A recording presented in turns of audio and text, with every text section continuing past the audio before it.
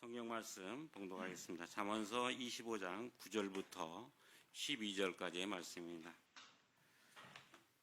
너는 이웃과 다투거든 변론만 하고 남의 은밀한 일은 누설하지 말라. 듣는 자가 너를 꾸짖을 터이요 또 내게 대한 악평이 내게서 떠나지 아니할까 두려워. 경우에 합당한 말은 아로새긴 은쟁반의 금사관이라. 슬기로운 자의 책망은 청종하는 귀의 금고리와 정금 장식이니라. 아멘.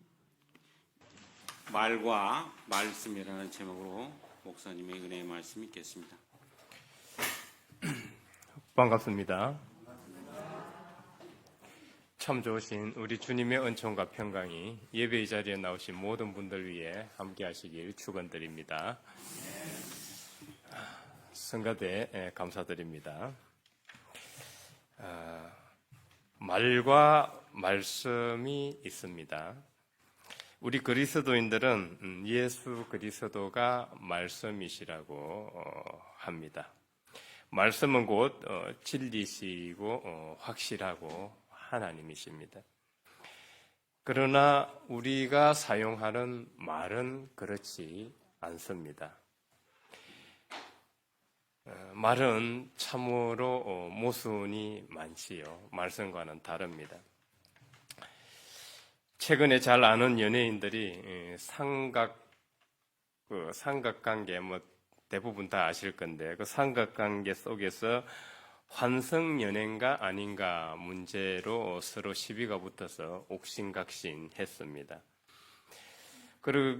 그러다 보니까 이제 환승연애다 아니다 하면서 서로 당사자를 저격하게 되었죠. 말은 그 사람의 마음의 표현인데, 그래서 말은 인격이 됩니다. 말을 내뱉었다 하면은 이제 다시 돌아오지 않습니다. 우리 마음은 숨길 수 있는 것 같은데 마치 부드러운 천으로 둘러싸여 있는 것 같은데 그 속에 좁빗한 쇠꼬챙이나 칼날 같은 것을 넣는 것과 같아요. 그래서 우리 마음은 숨길 수 있는 것 같은데 숨기지 못해요. 결국은 은연중에 그 말을 통해서 그 쇠꼬챙이와 같은 그 좁빗하고 칼날 같은 것들이 결국은 튀어나오게 됩니다. 환승연애 설전도 결국 그렇게 해서 서로 옥신각신하다가 그 사람의 민낯이, 그 연예인의 민낯이 그대로 드러나 버렸습니다. 첫 번째 스크린을 보면은 노자 도덕경 5장에는 다은삭궁이라는 말이 나오죠. 다은삭궁. 말을 많이 하게 되면 자주 궁지에 몰리게 된다. 이번 환승연애 설전으로 인해서 그 연예인의 민낯이 드러났는데 다은삭궁의 좋은 예라고 생각을 합니다. 두 번째 스크린을 보면 우리 몸에는 7개의 중요한 에너지 발전소가 있다고 하죠. 그 중에 이제 한 개가 5번째 에너지 발전소 목구멍인데, 저 목구멍 에너지 발전소는 우리 심장과 정신, 제3의 눈 그 사이에 위치하고 있는 에너지 발전소입니다. 이 목구멍은 아시다시피 우리의 음식 먹는 곳이죠. 음식을 먹고 그리고 성가대처럼 이렇게 하나님을 찬양하고 거룩한 음성을 발출하고 그리고 시편처럼 하나님에 대해 찬미하고 자신의 신앙 고백을 하는 그런 시들이 언어가 아름다운 언어들이 나오는 곳입니다. 그런데 이제 음식을 균형 있게 섭취하지 않고 폭식을 하면 무절제하면은 이 목구멍의 그 에너지 발전소가 에너지가 제대로 발전이 안 되고 나쁜 에너지들이 발전이 되겠죠. 그리고 이 목구멍은 심장과 제3의 눈, 정신 사이에 위치해서 정신과 마음의 에너지를 이렇게 받아서 소리를 냅니다. 소리를 내는데 마음과 정신이 바로 서 있지 않게 되면은 목구멍에서 나오는 것들은 에너지는 별로 좋지는 않겠지요. 그래서 나쁜 에너지가 목구멍을 통해서 그 말이라는 나쁜 에너지가 발산되면은 그거는 자기에게도 좋지도 않고 그게 퍼져나가면은 결국은 오늘 잠언 말씀처럼 악평이 내게서 떠나지 않아요. 사람들이 그걸 듣고 나에 대해서 악평을 하게 됩니다. 그래서 마음과 정신이 바로 서야 이 목구멍에서도 좋은 말이 나올 수가 있는 것입니다. 말이라는 것은 입에서 한 번 나오면 다시 불러들일 수가 없어요. 소환이 안 됩니다. 한 번 나가면 이것은 또 다른 말을 만들어내요. 내 말이 나가면 다른 사람들이 그 말을 가지고 다르게 이해를 하고 또 하나 더 붙여가지고 왜곡됩니다. 우리가 그렇게 말을 한번 잘못 뱉어가지고 다운사공에 처하는 경우가 허다합니다.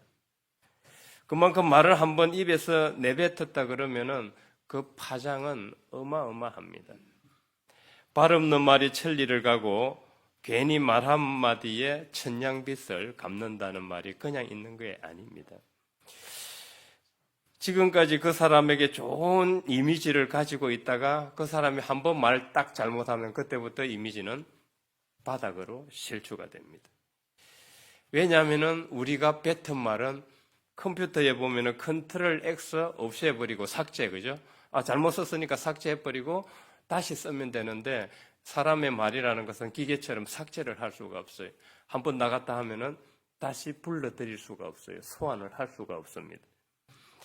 그래서 말은 우리의 인격을 표현하고 있다고 해도 과언이 아닙니다. 세 번째 스크린을 보면은 그래서 오늘 성경 잠언 말씀에서는 너는 이웃과 다투거든 변론만 하고 남의 은밀한 일은 누설하지 말라고 분명하게 경고하고 계십니다. 이 말이 아무리 은밀하더라도 결국 시간이 지나면 내가 악담을 하거나 비판한 그 사람에게 내 말이 전달되게 돼요. 결국은 시간이 지나면. 그리고 나서 1년, 2년 지났다가 어느 날 내가 그 말을 했는가? 기억을 떠올리게 되는데 그 말이 어느 날 나에게 다시 돌아와요. 나에게 돌아왔다는 것은 이미 내가 악담을 퍼붓거나 비판한 그 사람에게 그 말이 전달되었다는 거예요. 그래서 나는 이상한 사람이 되고 뒤에서 남의 악담이나 하고 비판하는 그런 찌질한 사람으로 이제 전락하게 되고 찍히게 됩니다. 공개적으로 말을 하든 은밀히 말을 하든 간에 그것은 우리의 인격이라는 것을 말을 할 때 유심히 우리는 생각하고 말을 해야 될 것입니다. 그래서 말 한마디를 하더라도 혀를 7번 굴리고 계속 곱씹어 보고 말을 해야 되는 이유가 여기 있어요. 그 말을 한번 나갔다 하면 절대 소환을 할 수가 없어요. 내 인격이 나갔다고 생각한다면은 말을 얼마나 우리가 조심해야 되는지 생각을 해볼 수 있습니다. 말은 만져지지도 않지만은 그 폭력성은 어마어마합니다. 상대방에게 날카로운 비수가 되어서 꽂힐 수도 있고 그 사람의 장래의 방향을 결정해 줄 수도 있어요. 예전에 어느 조직 폭력배 두목급 되는 사람이 재판을 받고 무기징역 선고를 받았습니다. 그리고 나서 그가 인터뷰에서 이런 말을 내뱉었어요. 자기가 어릴 때 학교 다닐 때 어린 초등학생에게는 저학년에게는 뭐 좀 고학년이 되면 몰라도 저학년은 선생님이 군사부 일체라 그러죠. 군사부 일체. 선생님이 아버지와 같아요. 아주 어린 나이에는 선생님이 하늘과 같은 존재예요. 그래서 선생님 말 한마디 하면 아이들은 그대로 따라요. 선생님이 준비물을 준비해 오라 그랬는데 이 사람이 늘 집이 가난하다 보니까 준비물을 해가지 못했어요. 그러니까 선생님이 그 아이에게 생각 없이 그냥 한마디 내뱉은 거예요. 무슨 방법을 써서라도 학교에 준비물을 해가지고 와. 무슨 방법을 써서라도. 어떻게 되겠어요? 집이 가난한데 준비물이 없어. 그 아이는 무슨 방법을 써야 되겠습니까? 남의 거를 훔치기 시작하는 거예요. 훔쳐서 선생님이 무슨 방법을 써서라도 준비물을 해갔어요. 그 아이가 나중에 조직폭력배가 되고 두목급이 되어서 자기가 잘못한 일이 너무 커서 결국은 무기징역을 선고를 받았습니다. 가정에서도 아빠가 자녀들을 믿어주고 신뢰하고 사랑하는 마음으로 자녀들에게 말을 해주면은 그 아이들은 아버지로부터 건강한 남성성을 배우게 돼요. 이 여성성과 남성성, 요즘 아무리 페미니즘 그래도 이 여성성과 남성성은 타고나는 거예요. 이거는 부인할 수가 없어요. 여성성과 남성성이 있는데, 여성성 그러면 공감 능력이라든지 배려, 이걸 볼 수가 있고, 남성성이라 그러면은 정의라든지 불의를 참지 못하는 거라든지 세상을 바로잡는 거라든지 이런 게 건강한 남성성이에요. 건강한 남성성과 여성성을 부모로부터 배우는데 아빠가 그 자녀를 믿어주고 신뢰하고 지지해주면은 그 아이들은 건강한 남성성을 배워요. 그러면 사회에 나가서도 정말 올바르게 곧게 살아가고 이 건강한 남성성을 발휘하게 돼요. 또 인간관계에서도 그 상대방의 마음을 잘 읽어내요. 인간관계를 잘 풀어가는 거죠. 그러나 집에서 부모와의 관계, 특히 아버지와의 관계가 안 좋았던 이 자녀들은 성장해서도 인간관계에서 벽에 부딪히게 됩니다. 상대방을 잘 읽지를 못해요. 그래서 인간관계를 힘들어해요. 그래서 부모가 어린 자녀에게 나는 아빠는 널 믿어. 넌 할 수 있어. 그러면은 이런 말만 해줘도 한두 마디만 해줘도 자녀들은 아빠의 말을 하나님의 말처럼 믿어요. 그래서 그게 설사무무하다 그래도 시도를 해요. 자신감을 가지고 도전을 하게 된단 말이에요. 그런 아이들이 나중에 성장하고 발전하게 되는 겁니다. 그런데 집에서 네가 맨날 그렇지, 네가 나가서 이따위 정신으로 나가서 뭘 하겠어? 밥이라도 빌어 먹겠니? 이런 소리 하면 어떻게 되겠어요? 설사 집에서 게으르고 나태하고 청소도 안 하고 우리 어머님들 보면 막 눈에 천불이 나잖아요. 방 들어가 보면 방구석이잖아, 방구석, 그죠? 천불이 나는데 잘할 수 있을 거야. 잘 될 거야. 좋게 긍정적이고 희망적인 언어를 사용해야 돼요. 그렇게 긍정적이고 신뢰하며 사랑하고 축복하는 어느 환경 속에서 자란 아이들은 남달라요. 다릅니다. 세상을 긍정적으로 바라보고 자기 삶을 희망적으로 바라보고 살아가요. 긍정적인 비전, 희망적인 비전을 갖습니다. 이 기정사실이에요. 성경 창세기에 보면은 요셉이라는 인물이 나옵니다. 요셉이 야곱의 몇 번째 아들이죠? 11번째 아들입니다. 야곱이 그 12아들 중에 누구를 가장 사랑했어요? 요셉을 사랑했습니다. 다른 형제들이 볼 때는 편해지만은 요셉은 아버지의 그 척한 사랑 속에서 사랑을 받고 자랐어요. 그래서 네 번째 스크린을 보면은 창세기 성경 말씀에 야곱은 그 요셉을 편애하고 벌써 17살 된 요셉을, 야곱은 족장이잖아요. 아브라함, 이삭, 야곱, 우리 족장 시대 배웠죠. 그 부족을 이끌어 가는 최고 책임자란 말이에요. 그 11번째 아들 요셉에게 지도자 훈련을 시킵니다. 후계자 훈련을 시키는 거예요. 그 형제들, 여러 형제들이 있는데 거기에 보내가지고 그들이 무슨 일을 하는지, 아빠의 그런 재산을 잘 관리하고 있는지, 양떼들.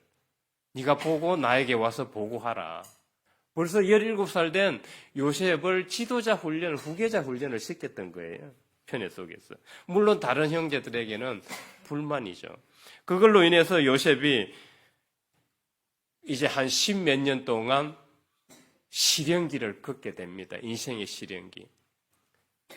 이집트 노예로 팔려가가지고 참으로 인생을, 험난한 인생을, 성경을 보면 이제 좋게 기록되어 있는데 참으로 인생적으로 본다고 험난한, 그 어린 나이에 험난한 인생을 살게 됩니다. 노예가 돼가지고 또 잘하다가 누명을 써가지고 감옥 생활도 하게 되고 정말 인생으로 본다면은 정말 힘든 시기를 겪게 됩니다. 그런데 성경을 보면은 요셉이 불평불만을 하거나 자기 삶에 대해서 비관적으로 보거나 그러지 않아요. 어때요? 늘 희망적으로 보고 감옥에 있을 때도 적극적인 인간관계를 통해서 당신이 나가거든 나를 좀 추천해서 빼내달라. 자기 삶과 세상을 긍정적으로 희망적으로 바라보여요. 나중에는 이 요셉이 어떻게 합니까? 그 정정적인 적극적인 인간관계를 통해서 나중에는 감옥에서 나와서 또 그의 지혜와 명철이 이집트 바로 왕에게, 파라오에게 관심을 받게 돼서 2인자 총리가 되잖아요. 총리가 돼서 나중에 무슨 일을 합니까? 그 7년 기근이 왔을 때, 그 고대 근동 지역에 7년 기근이 왔을 때 다 이제 먹을 것이 없어서 굶어 죽어갈 때 그 가족들을 이집트에 목축하기 좋은 비옥한 땅으로 이주를 시키게 되잖아요. 자기의 이스라엘 전 가족을. 물론 성경적으로 우리가 신앙적으로 보면은 하나님께서 다 계획하신 대로 요셉은 움직였을 뿐입니다. 하나님의 도구로 사용되었을 뿐입니다. 그러나 우리가 그것을 좀 더 인간적으로 이해를 한다면은 요셉은 아버지 야곱의 사랑과 축복 속에 자랐기 때문에 그런 인생의 험난한 여정 속에서도 쓰러지지 않는 거예요. 오뚜기처럼 우뚝 일어서서 세상을 긍정적으로 바라보고 자신에 대한 삶의 비전을 갖고 살았던 것입니다. 다섯 번째 습관을 보면 사랑과 신뢰 그리고 이 긍정적인 언어 환경은 사람의 잠재력을 끌어올리는데 힘이 있습니다. 만일에 요셉이 아버지 야곱으로부터 언어 폭력을 당하고 살았다면 성경상에 그런 요셉은 없었을 것입니다. 밀턴 에릭슨이라는 심리학자가 있습니다. 참으로 저는 훌륭한 심리학자라고 생각을 하는데 그는 언어의 마술사예요. 언어의 마술사. 그의 특별한 능력은 그 상대방에게 가장 적합한 말을 해준다는 거예요. 오늘 잠언서 성경 말씀에 뭐라 그러시죠? 경우에 합당한 말은 언쟁반의 금사과다. 경우에 합당한 말. 이거 정말 어려운 거예요. 정말 어려운 겁니다.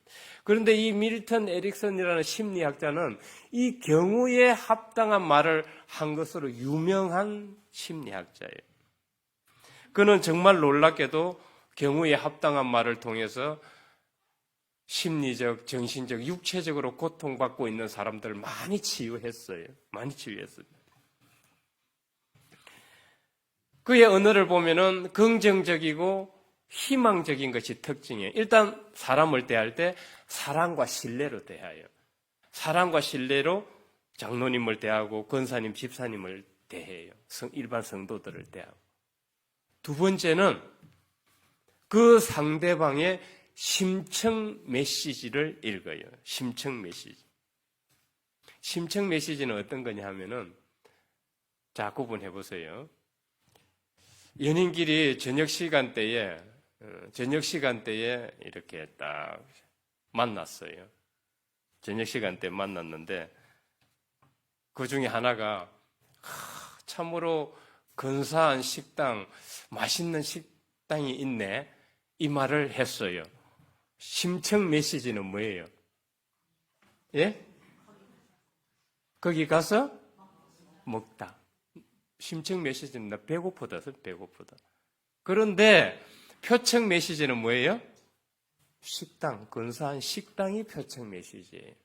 우리는 언어 속에서 이 표청 메시지와 심청 메시지를 발견해야 돼요. 제가 결혼 생활하면서 저만 그런지 보통 남자들이 그런지 모르겠는데 이 뱅뱅 돌려서 말을 하다 보니까 표청 메시지에 집중을 해서 제가 구박을 많이 당했어요. 왜 그리 사람 말귀를 좀 못 알아듣느냐 이런 말을 좀 들었어요. 지금은 이제 많이 훈련을 하기는 했는데 뱅뱅 돌리면은 그 속에 심청 메시지를 발견해야 우리 남자들은 아내들한테 사랑받습니다. 이 밀턴 에릭슨은 심청 메시지를 읽어내는데 탁월했던 사람이에요. 또 한 가지 예를 들어볼게요.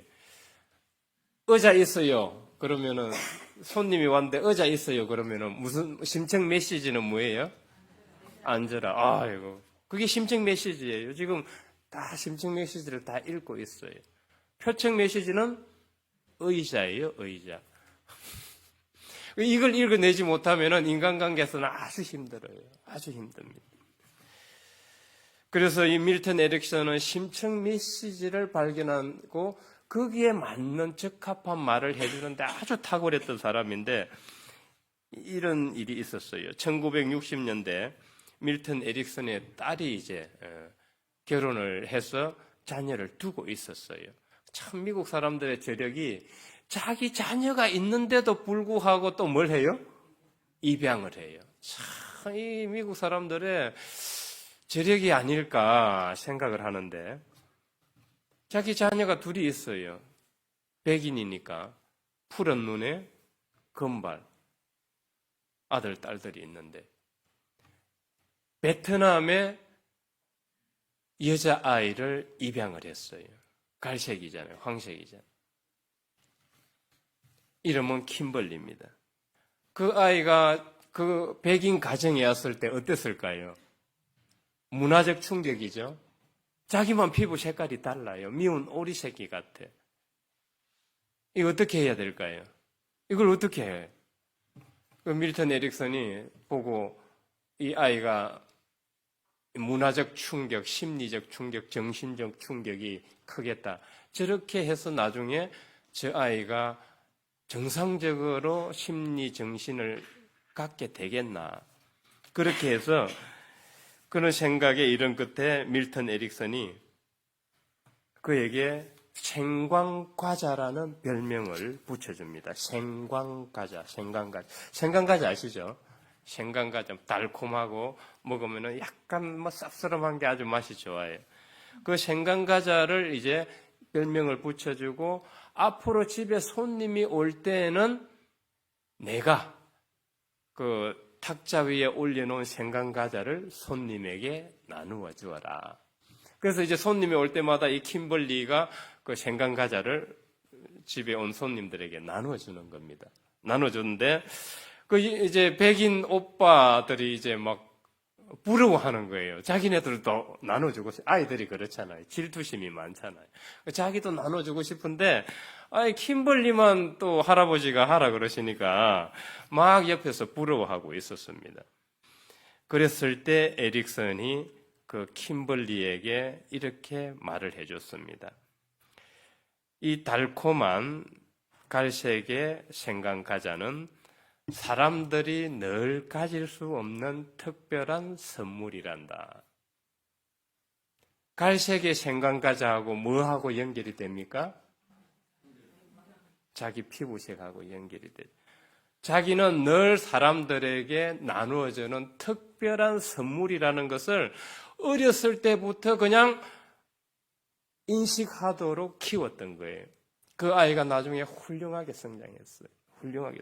이 말 한마디라는 것이 사람을 죽이기도 하고 사람의 미래를 바꿔놓기도 하는 거예요. 바꿔놓기도 하는 거예요. 그렇게 해서 이 손녀딸 킴벌리는 늘 자신의 그 생관가자, 사람들이 가질 수 있는 특별한 선물이라는 그 인식으로 자부심을 가지고 살아갔으니까 미국이 인종차별이 심하다 그래도 그 아이는 거기에 끄떡하지 않는 거예요. 이미 자기는 면역주사를 다 맞았어요. 면역주사를 다 맞았어요. 이걸 이제 밀턴 에릭슨의 심리학에서는 간접 체면이에요. 간접 체면. 우리는 체면 그러면은 막 아이고 뭐 정신 몽롱해가지고 이제 정상적인 의식을 잃고 뭐 꿈꾸듯이 뭐 이런 체면을 생각을 하는데 그런 체면도 있어요. 그런 체면도 있는데 밀턴 에릭슨이 사용했던 체면은 일상적인 체면이에요. 일상적인 체면. 난 할 수 있어. 난 할 수 있어. 난 하나님의 자녀야. 나는 하나님의 자녀이기 때문에 내 기도하면은 하나님께서 들어주실 거야. 들어주실 거야. 그런 인식을 가지고 사는 사람들은 자기 충족적 예언이 이루어진다 그래요. 일이 오히려 더 잘 풀린다 그래요. 부정적이고 나는 왜 이따위야? 내가 왜 이런 가정에 태어났어? 자기의 삶을 비관적으로 보고 부정적으로 보고 이런 사람들에게 오히려 일이 잘 안 풀린다는 거예요. 이게 자기 충족적 예언이에요. 그래서 이 자기 충족적 예언과 이 간접 체면은 연결되어 있어요. 자기 스스로에게 그런 자부심과 용기와 희망을 가질 수 있는 체면을 걸고 일상을 살아가는 거예요. 그런 사람들이 일이 잘 풀리고 잘 된다는 거죠. 잘 된다. 통계적으로 보면 그렇다는 거예요. 통계적으로 보면. 참으로 우리도 이 인간관계를 할 때 이런 말 많이 필요 없고 이런 한마디를 해주면 어떨까 그런 생각을 해봅니다. 저는 예전에 저도 이런 말을 한마디 듣고 비록 설교는 잘 못하지만은 자신감을 가지고 하는데 대선배 한 분이 존경하는 대선배 한 분이 참 제가 설교를 형편없이 하고 있을 때 너는 앞으로 대목사가 되겠다 이런 말씀을 해주셨어요. 정말 형편없는 설교를 하고 있는데 대선배가 그런 존경하는 선배가 그 말씀을 해주는 걸 듣고 제가 자신감을 가지게 되었어요. 자신감을 가지게. 지금도 어렵고 힘들 때, 설교가 어렵고 힘들 때 그분이 저에게 해준 그 말씀을 한마디를 떠올려요. 그분은 저의 심층 메시지를 읽고 있었던 것입니다. 이 훌륭한 목사가 되고 싶어 하는구나. 그 심층 메시지를 읽고 그에 맞는 말씀을 해 주셨던 거죠. 우리가 서로 인간관계에서 이 상대방의 심층 메시지를 읽고 말해 준다면 얼마나 좋을까요? 우리는 어때요? 자기가 하고 싶은 말만 막 쏟아내지 상대방의 심층 메시지를 읽지 않아요. 읽지 않습니다. 그 말은 허공에 떠들고 아무런 힘이 없습니다. 나쁜 에너지만 발산해요. 나쁜 에너지. 그래서 우리는 서로에게 자기 잠재력을 발휘해서 스스로 일상에서 체면을 걸고 살아갈 수 있는 그런 언어를 한마디라도 했으면 좋겠어요. 6번째 스크린 띄워주세요. 한 줄씩 따라하세요. 당신은 하나님이 사랑하시는 하나님의 자녀이고 하나님은 어떤 상황에서도 당신에게 가장 적합한 길을 안내해 주실 것입니다.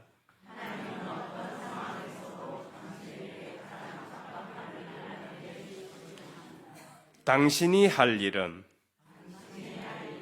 단지 하나님을 의지하며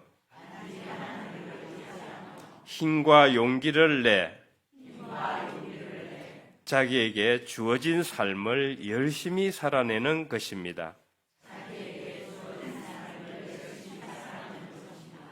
그러면 모든 것이 잘 될 것입니다. 꼭 이 말씀을 기억했으면 좋겠습니다. 또 한 번은 밀턴 에릭슨이 친구도 한 명도 없는 그 관절염을 앓으면서 휠체어에 의지하고 있던 심각한 우울증에 걸린 여인을 방문했습니다. 참 이 우울증에 걸린 그것도 심한 우울증에 걸린 이 여인에게 어떻게 해야 될까? 밀턴 에릭슨은 사실을 왜곡하고 아이고 뭐 교회 다니니까 하나님 믿으면 나을 겁니다. 이런 말 안 해줬어요. 어설픈 위로해 주지 않았습니다. 어설픈 연민하지 않았습니다. 밀턴 에릭슨은 그 집에 가서 관찰을 했어요. 이 사람이 도대체 어떻게 사나. 보니까 유일하게 관심을 가지고 있는 것이 제비꽃을 키우는 것이었어요. 7번째 그림 띄워주세요. 제비꽃은 키우기 힘든 식물이라 그래요. 그런데 이제 여러 가지 각가지 색깔이 있다고 합니다. 각가지 색깔이 있는데 제비꽃을 키울 때 가장 생기가 있고 활력이 있는 것을 보았어요. 심한 우울증에 걸린 여인이. 그래서 밀턴 에릭슨이 그 여인에게 처방을 했습니다. 당신은 제비꽃을 색깔별로 키워서 교회에 경사가 있을 때 사람들에게 선물해 보세요. 결혼하거나 아이 세례 받거나 누가 또 좋은 일이 있을 때. 그렇게 해서 이 여인이 그런 처방을 내리고 이제 돌아가는데 20년이 지났는데 그 지역 신문에 이런 기사가 실렸습니다. 20년 후 제비꽃의 여왕 운명, 수천 명이 애도하다. 이제 지역 신문에는 제비꽃의 여왕으로 이름 불리게 되었던 것입니다. 밀턴 에릭슨은 심한 우울증에 걸려서 관절염으로 휠체어에 의지하고 있던 그 여인을 만나서 그 여인의 마음속에는 있는 심층 메시지를 발견한 거예요. 교인으로서 뭔가 봉사하고 싶고 헌신하고 싶고 신실하게 살고 싶은데 관절염으로 휠체어에 의지하고 있으니까 할 수 있는 게 아무것도 없는 거예요. 그래서 그 제비꽃을 색깔별로 키워서 경사 때 교회 사람들에게 나누어지는 그런 봉사 헌신을 한번 해보도록 권유를 했는데 그 이후로 정말 행복한 삶을 봉사하고 헌신하다가 돌아가신 거예요. 그래서 지역신문에는 제비꽃의 여왕 운명, 수천 명이 애도하다 이런 제목의 기사가 실렸던 것입니다. 이 이야기는 우리가 형제 자매들과 말을 나눌 때 그냥 겉도는 말만 할 것이 아니라 또는 사실을 왜곡시켜 어설픈 위로나 연민을 해주고 끝날 것이 아니라 그 상대방의 심층 메시지가 뭔지를 발견하도록 우리는 대화할 때 애를 써야 된다는 거예요. 애를 써야 된다는 거예요. 저는 목회하면서 아주 심각한 상황에 처해 있는 그런 성민의 심층 메시지를 알아차리고 도와준 기억이 있어요. 물론 제가 도와줬다기보다는 하나님께서 지혜를 주셔서 그렇게 되었다고 저는 아직도 믿고 있는데요. 지금도 정말 교회에서 신앙생활 열심히 하고 있어서 제가 마음이 얼마나 뿌듯한지 몰라요. 이 젊은 여인이, 성민이 부부셀인데 벌레벌떡 저를 찾아왔어요. 갑작스럽게. 목사님 상담 좀 해도 되겠습니까? 예. 우리 남편에게 폭력을 당해가지고 남편은 성민이 아니었고 일반 교회 다니는 사람이었는데 어쨌든 전도돼서 나오고 있습니다. 폭력을 당해서 도저히 못 살겠습니다. 폭력이 이거는 그냥 깡패 수준을 넘어선다고 일반 폭력이 아니라 자기는 도저히 못 살겠다고 어떻게 했으면 좋겠냐고. 지금도 뛰쳐나왔더니 문자로 지금 전화 안 받으니까 문자로 언어 폭력을 저한테 보여주는데 참으로 입에 담을 수 없는 언어 폭력을 참 제가 어떻게 해줄 도리가 없는 거예요. 자매님, 우리 같이 기도해 봅시다. 하나님께서 또 방향을 안내해 주실 것입니다. 그러고 나서 이제 한동안 한 2달 동안 계속 기도를 했어요. 기도를 끝나고 이제 작전 기도를 하고 이제 왔는데 별 변화가 없어요. 별 변화가 없어요. 우리가 겉으로 볼 때는 별 변화가 없는데 실제로는 변화가 있어요. 우리가 겉으로 볼 때 없을 뿐이에요. 그리고 나서 이제 계속 그 문자로 언어 폭력 오는 걸 보여주는데 참으로 막 입에 담을 수가 없어요. 얼마나 심각한지 몰라요. 그래서 집에 친정에서는 이혼하라고, 이혼 안 하면 이제 너 우리 집에 발붙이지 말할 정도로 친정에서도 이제 막 완전히 이제 끊으려고 하는 거예요. 그래서 어떻게 했으면 좋겠니? 집사님은, 그러니까 집사님은 어떻게 했으면 좋겠냐고 내가. 이혼과 같이 사는 거 이 두 가지 방법밖에 없냐고 제보고 물어보는 거예요. 아니다. 이혼도 있고, 이혼 방법도 있고, 같이 사는 방법도 있고, 이렇게 떨어져서 그냥 공부하는 방법도 있다. 그랬더니, 자기 그러면 이렇게 떨어져서 공부를 해보겠대요. 이혼도 안 하고 같이 살지도 않고. 그래서 제가, 그러면은 당신 심리를 바라보는 훈련을 해야 되는데, 일단 성경 공부와 아울러 심리학 공부를 해라.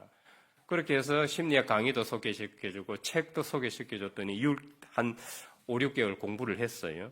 공부를 했는데 이제는 남편 잘못으로만 보지 않고 그 남편의 화를 돋군 자기 자신을 이제 보게 되는 거예요. 남편만이 문제가 아니라 자기도 심리적, 정신적으로 남편을 비수를 꽂았던 그 말들을 이제 떠올리게 되는 거예요. 자기도 문제가 있다는 걸 알게 된 거예요. 그런 과정에서 이제 남편에게 전화가 왔어요. 한번 만나자고. 그러니까 한 6개월 이상 계속 살기등등 했는데 하나님이 역사를 하신 거예요. 이제 그 기간에. 그리고 이 성도도 자기도 이제 변해간 거예요. 만나자 그러는데 어떻게 하면 좋겠습니까? 이제 세 번째 상담을 하러 왔어요. 제가 이래라 저래라 할 수는 없고 집사님 지금 과연 그 영혼을 사랑하느냐 제가 물어봤어요. 사랑한대. 아이들도 그냥 사랑하기 때문에 아이들도 놓을 수 없다는 거예요. 그러면 앞으로도 사람은 변하기 힘든데 저거 또 저런 일 또 당할 건데 그때 어떻게 할 거냐? 대답을 못해요. 대답. 집사님이 그 불쌍한 영혼을 품고 살면은 정말 어린아이 같이 품고 이는 내 아이다 생각하고 품고 살면은 살아라. 그렇지 않겠다면은 그냥 지금처럼 이렇게 떨어져 사는 게 좋지 않겠냐. 아, 자기는 품고 살겠대요. 그게 그분의 심청 메시지야. 아이들을 사랑하고 남편이 외로워. 이 성격이 그렇다 보니까 폭력적이다 보니까 외로워요.